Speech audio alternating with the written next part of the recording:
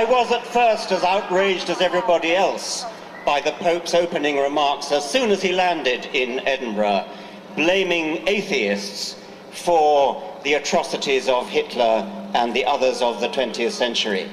But then I took comfort from it, because it seemed to me that in a way it was showing that we had rattled them so much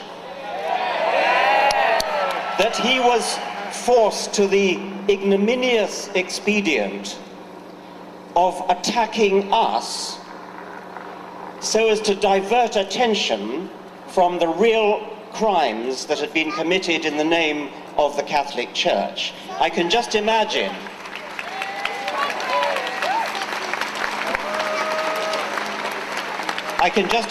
the discussions in the corridors of Vatican power. How are we going to distract them from buggering boys? And the answer came, why don't we attack secularists? Why don't we attack atheists? Why don't we blame them for Hitlerism?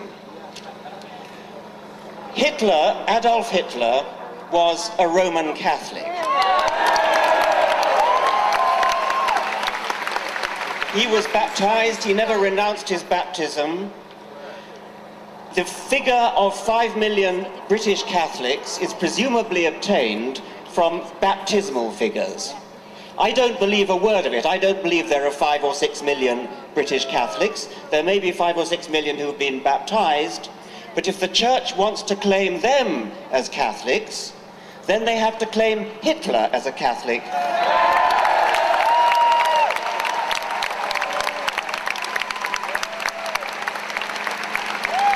At very least, Hitler believed in a personified providence. He often spoke of it, and it was presumably the same providence that was invoked by the Cardinal Archbishop of Munich in 1939, when Hitler escaped assassination and the Cardinal ordered a special Te Deum in Munich Cathedral, quote, to thank divine providence in the name of the Archdiocese for the Führer's fortunate escape. I'm going to read a speech made in Munich, the heart of Catholic Bavaria, in 1922, and I leave you to guess whose speech it is. My feeling as a Christian points me to my Lord and Saviour as a fighter. It points me to the man who once in loneliness, surrounded by a few followers, recognized these Jews for what they were and summoned men to fight against them, and who, God's truth, was greatest not as a sufferer, but as a fighter. In boundless love as a Christian and as a man, I read through the passage which tells how the Lord at last rose in his might and seized the scourge to drive out of the temple the brood of vipers and adders. How terrific was his fight against the Jewish poison. Today, after 2,000 years, with deepest emotion, I recognize more profoundly than ever before the fact that it was for this that he had to shed his blood upon the cross.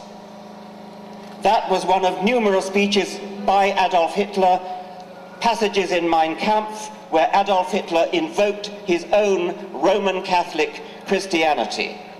No wonder he received such warm support from within the Catholic hierarchy of Germany.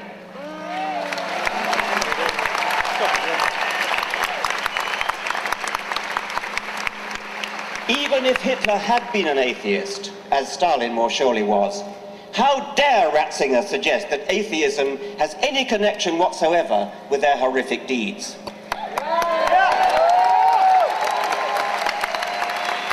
Any more than Hitler's and Stalin's non-belief in leprechauns or unicorns, any more than their sporting a moustache along with Franco and Saddam Hussein.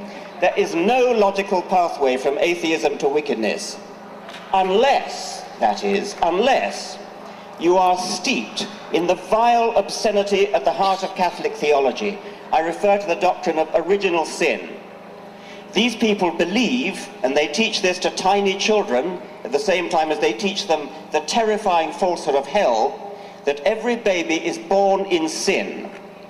That would be Adam's sin, by the way. Adam, who, as they themselves now admit, never actually existed.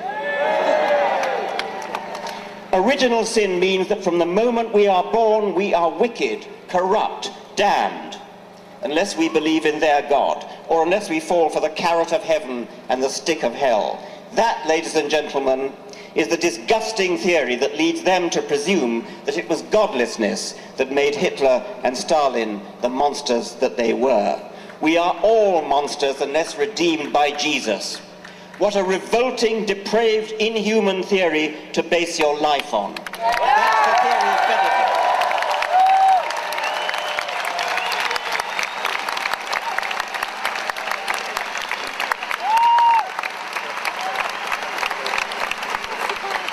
Joseph Ratzinger is an enemy of humanity. He's an enemy of children whose bodies he's allowed to be raped and whose minds he is encouraged to be infected with guilt. It's embarrassingly clear that the Church is less concerned with saving child bodies from rapists than with saving priestly souls from hell, and most concerned with saving the long-term reputation of the Church itself. He's an enemy of gay people, bestowing on them the sort of bigotry that his church used to reserve for Jews before 1962. He's an enemy of women, barring them from the priesthood, as though a penis were an essential tool for pastoral duties.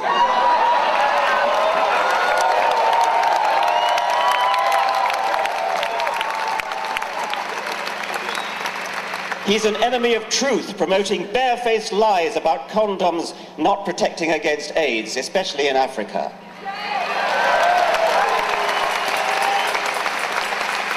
He's an enemy of the poorest people on the planet, condemning them to inflated families that they cannot feed, and so keeping them in the bondage of perpetual poverty. A poverty which sits ill beside the obscene wealth of the Vatican. He's an enemy of science, obstructing vital stem cell research on grounds not of true morality, but of pre-scientific superstition.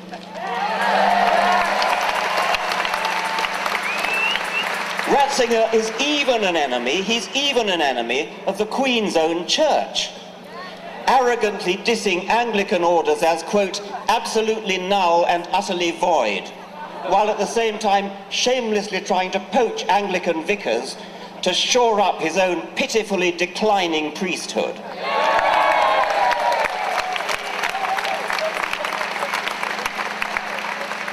Finally, perhaps of most personal concern to me, Ratzinger is an enemy of education.